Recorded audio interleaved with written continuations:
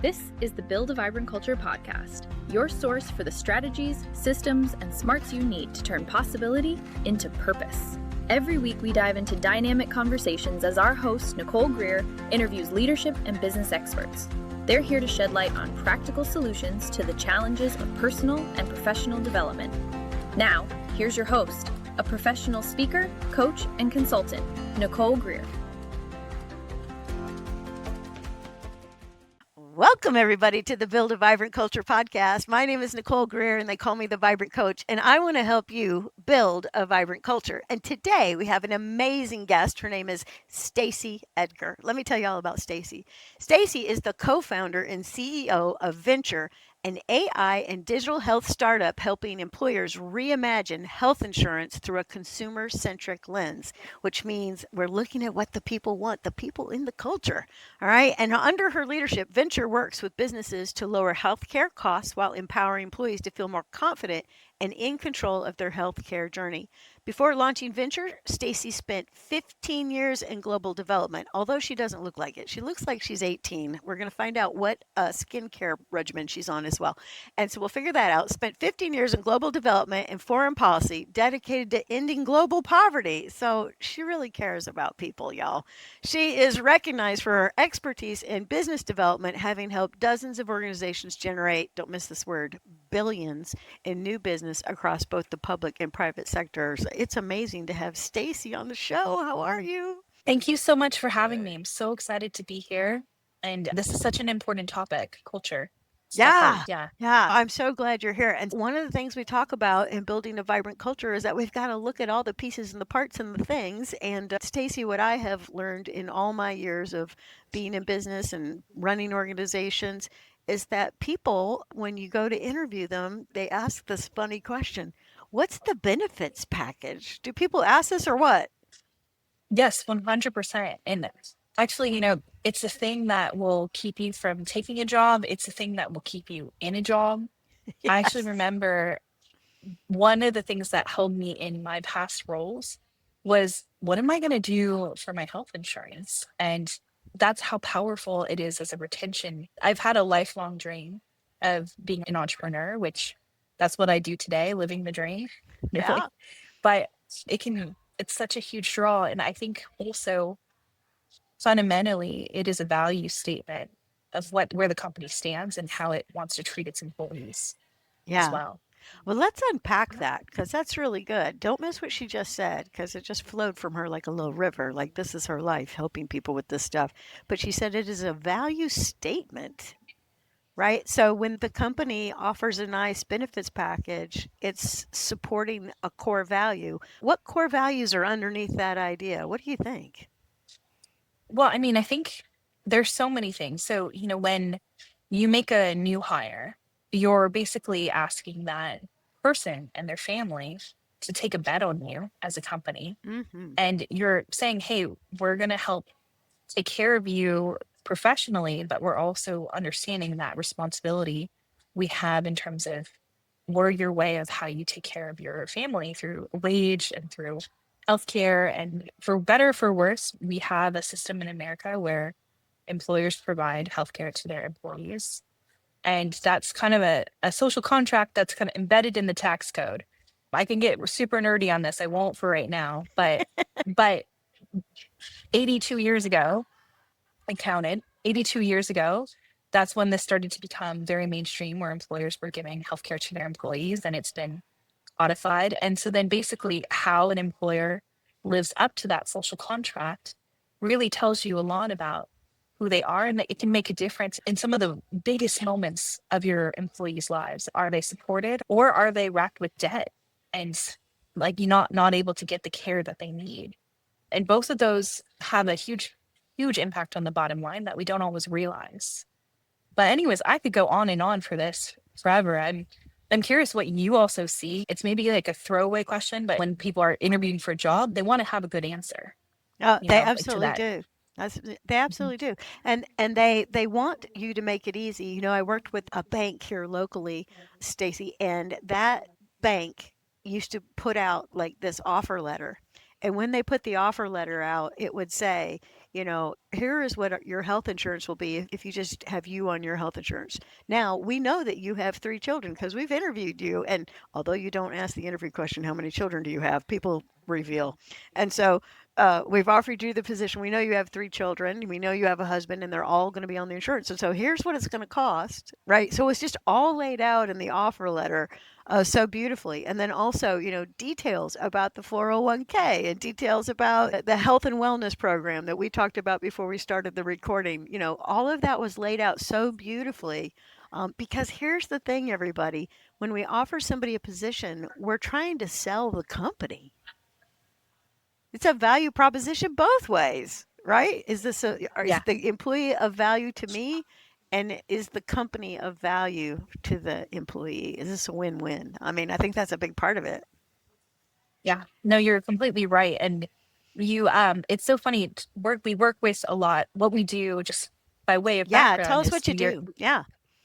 we're a new employee benefits platform.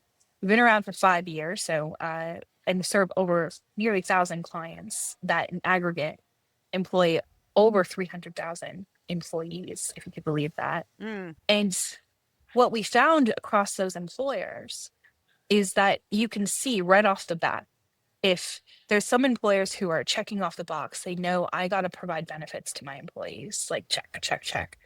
But they're, like they're working with the broker, they're going through the motions and they know they need to do it, but it's kind of a hassle. And right. I It's don't how we blame them. all kind of think about insurance, Yeah, right?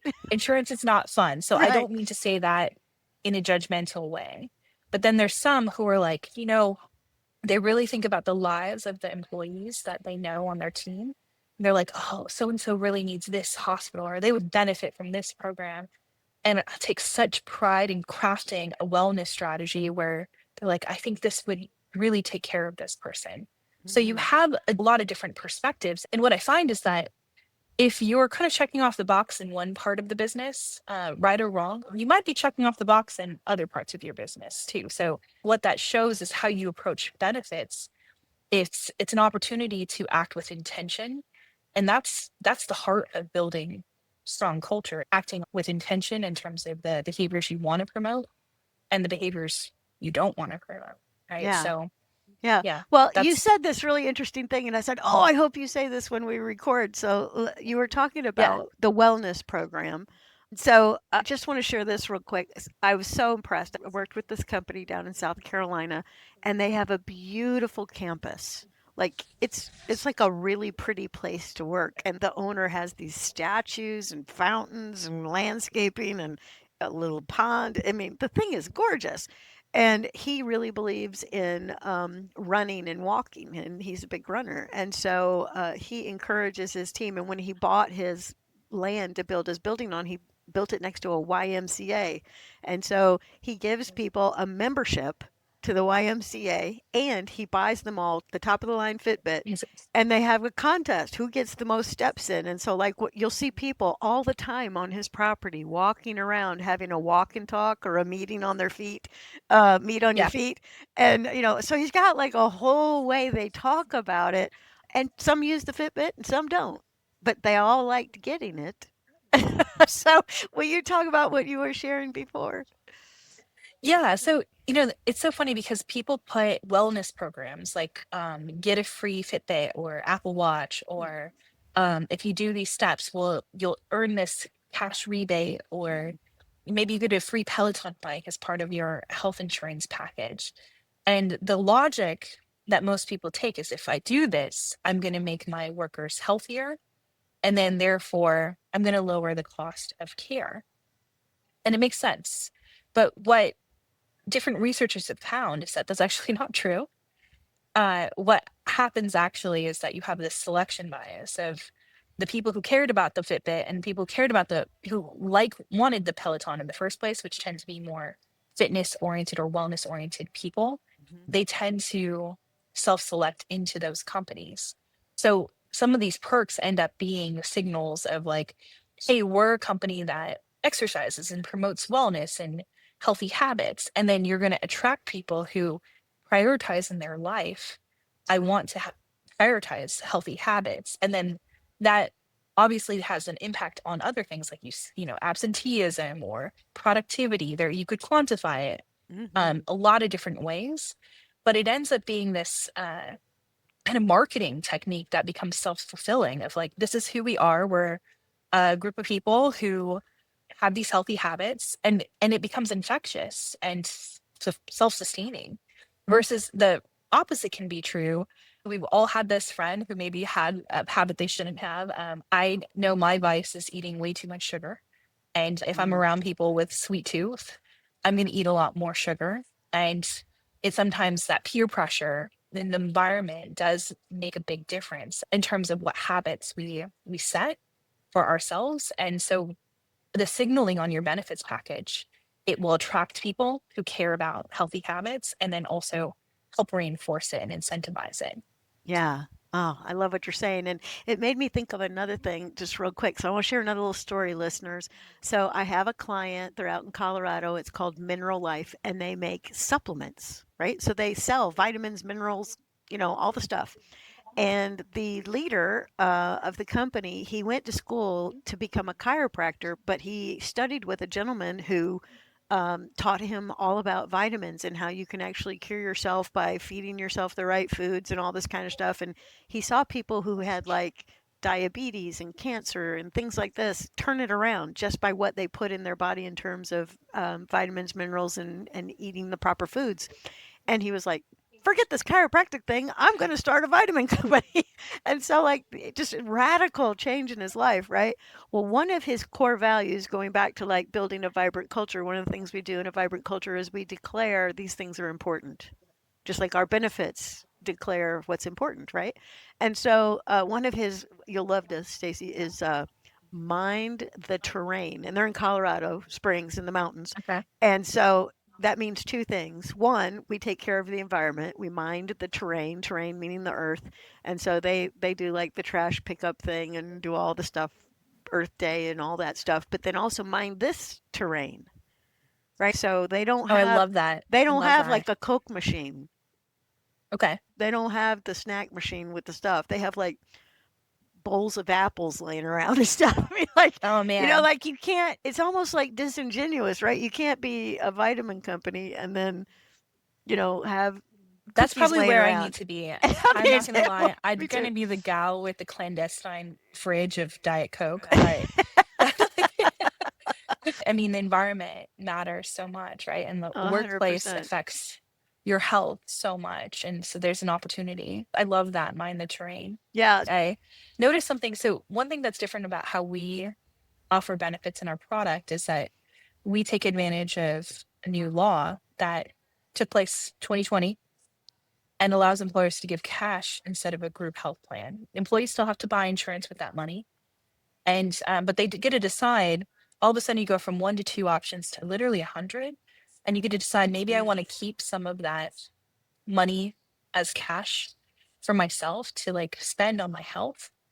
And how it's translated to culture at our company. So it makes for a very personalized, individualistic benefit. And we're Hmm. saying to anybody who joins our company, health insurance is scary, it's confusing, but we believe you can learn it. And when you do, you're going to be healthier and wealthier because you've learned it. And we believe you should be the author of that journey. And so we've got this very individualistic culture in some ways. And I was thinking about, oh man, what joins us all together culturally? And we're kind of a company of extremes. Like, we've got one person who's like a 27-star Michelin chef. We've got another who's like, 10K is too short. I only do 50K. I'm like, okay, whoa, show off, man. But like these like extreme passions when people, and they're so different. You have our youngest employees 23, our oldest is 64. You've got this respect for diversity, and it's like, you do you, and I respect that. And it kind of ties to like the product we're building and the benefit strategy too, of like, hey, we believe in that personalization, and we're trying to create this space of like being you, and that's okay. We welcome you. That was a recent aha. I don't know if that makes sense, but Oh, it like makes it, like total these subtle sense. things. Yeah. Yeah. Yeah, because So so you just said, you have somebody who's 27 and somebody who's 64. So let's say you have two yeah. females.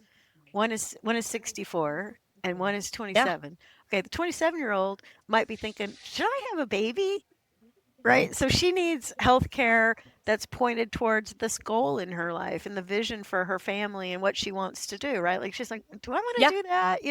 I need the Yeah. appropriate healthcare so that I can have a great birthing experience, right? And go to the pediatrician and do all the things. And then you've got a 64-year-old, which I'm only 5 years away from, who's sitting there thinking, what do I need to make sure I'm doing, to make sure that my healthcare. So it does need to be personalized, and one of the things Yeah. we were talking about is flexibility in healthcare coverage is becoming a priority for employees and employers. But like, I just don't even think we even had the option before. It was like, when I first joined the first company, they're like, this is what you get. And I was like, thank you.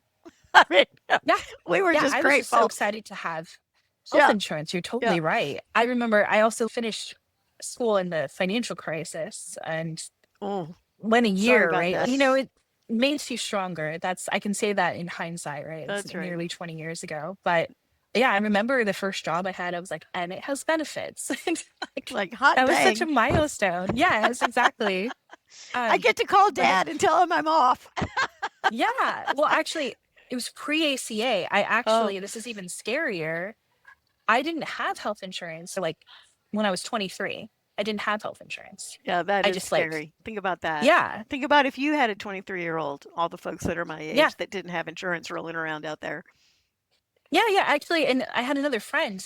This was before you could stay on your parents' plan, and Hmm. um, and I had another friend. She got hit by a car, and then Whew. didn't tell her parents because she was like, I don't want them to have to pay. And I was like, oh my gosh, like, but also didn't have health insurance that year. So in retrospect, we've had discussions about this. We did some scary stuff when we were young, and I'm glad actually that the law has changed and allows people to stay on their parents' plan for longer.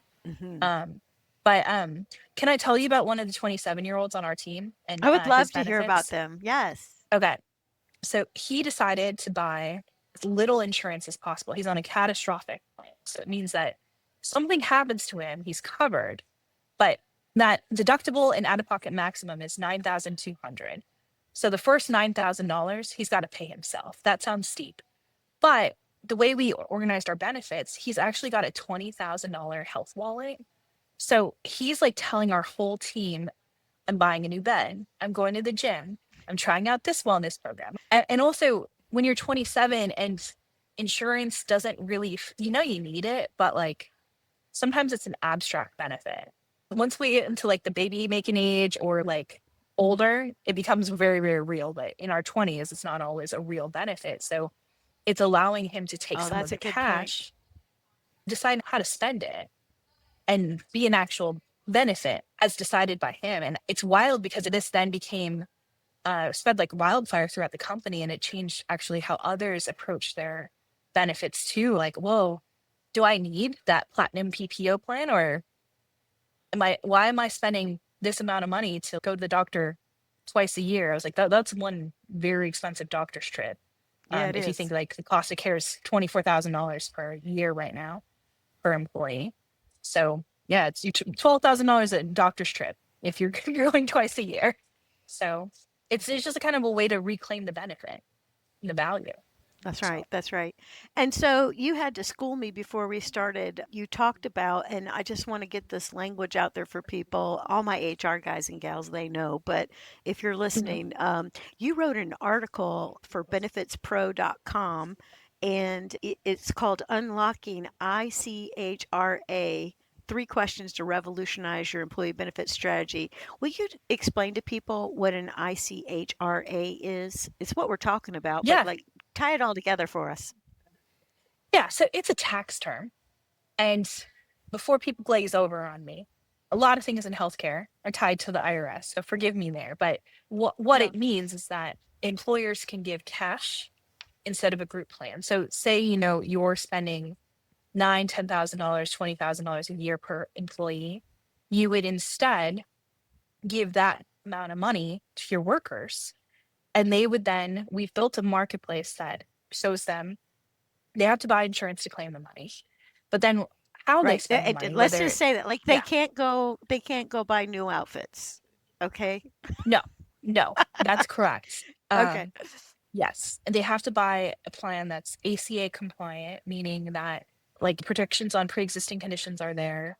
The protections on coverage is there. Like if you need $1 million a claim, the carrier has to pay $1 million of claims and can't put limits on it. So these are consumer friendly plans. And people think of it like the 401k of healthcare. So like once upon a time, every company in the world had pensions. Now, over the 80s and 90s, that shifted to 401k where the employee was starting to self-direct that money in the investment. It is a similar shift, but the difference is that, our needs are so different from one another. It just allows the family to have a greater voice in how the money is spent on their behalf, and to just say like, hey, if I want to be proactive about my health and buy a new bed and focus on sleep, that money's there. If I have a chronic condition that I'm managing, I've got money for prescriptions, specialty copays. I can figure out what's the right combination of insurance and cash that protects me. And the biggest thing for employers to know is that it usually saves the business 20 to 30% on cost. We've seen over and over this has meant, a company could avoid layoffs, a company could give more for less. So, and then ideally also the employee has this flexibility to manage costs on their side as well. So that's what we love about this. At the end of the day, it's about personalization, it's about affordability, it's about agency as well for the Yeah. worker. Yeah. employee. And so unpack the word agency for everybody. Yeah, I stand in choice about what I get, right? I have a choice Yes. and I'm empowered to make said choice. Yeah. Yes. Yeah.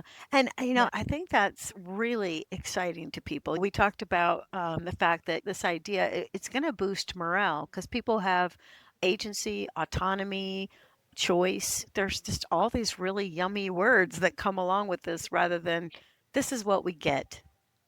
And it Yeah. might be great what people get, but they're like, this is what we get. Yeah.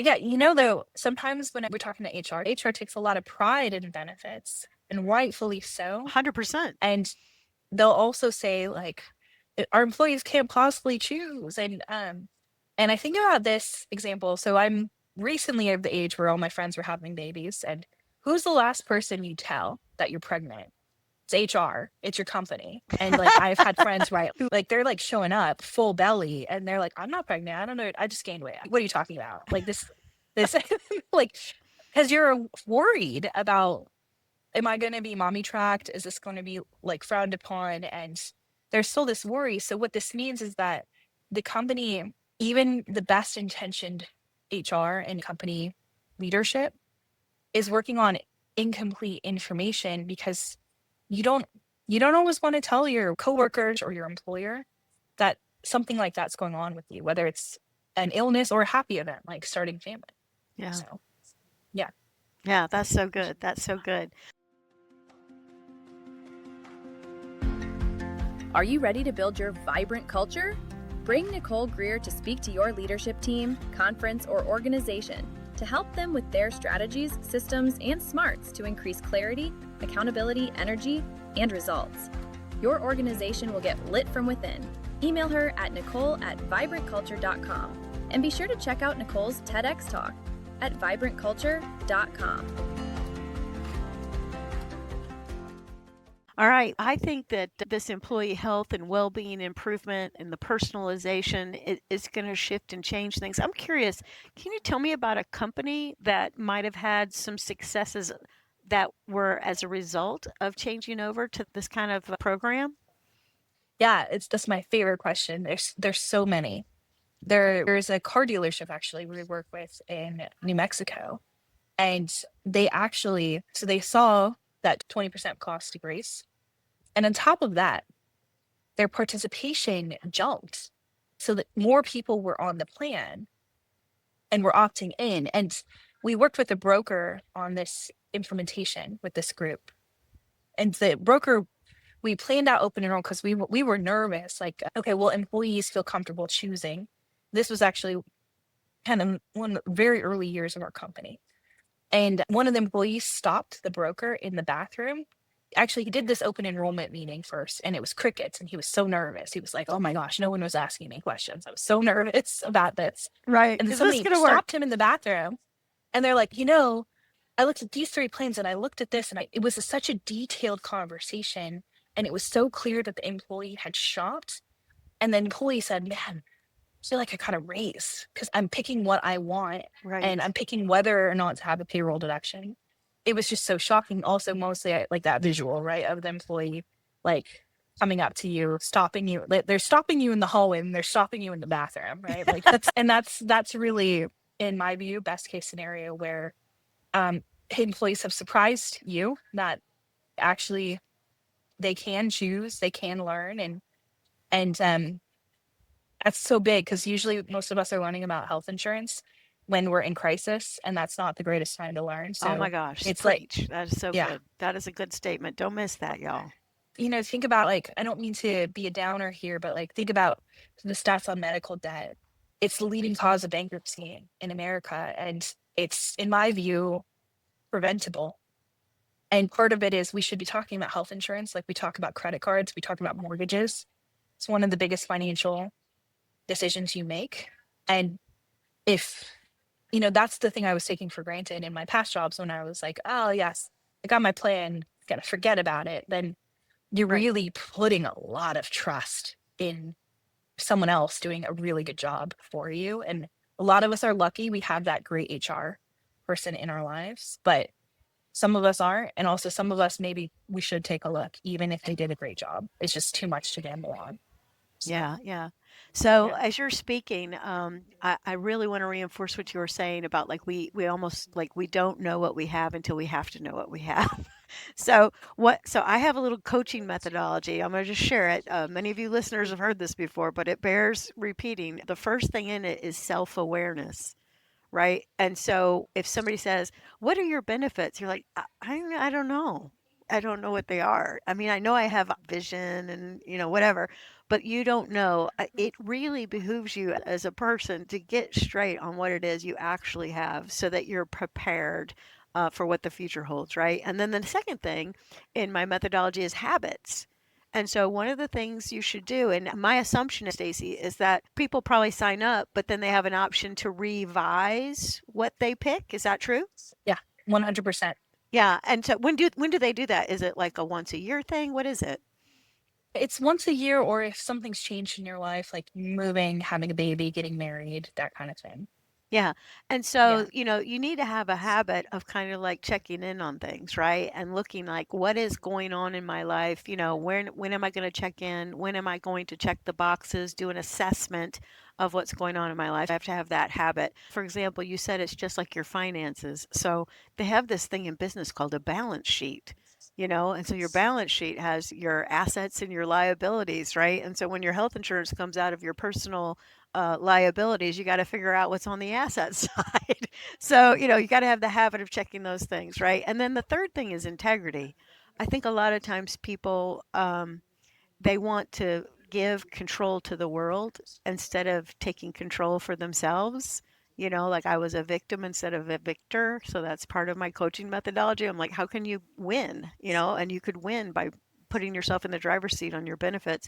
And then next right step. So like if you're sitting there thinking, well, this is all well and good, Stacy, but I don't run HR at my company and I'm listening to this. Well, here's what we might do is we might take Stacy's contact information, which is right here in the show Yeah. notes, and take it up to HR and say, hey, I listened to the Build a Vibrant Culture podcast. You should listen to this episode and maybe check out Stacy and Venture Yeah. and see if this is something we could look at. And then the Yeah. last thing in my coaching methodology is energy.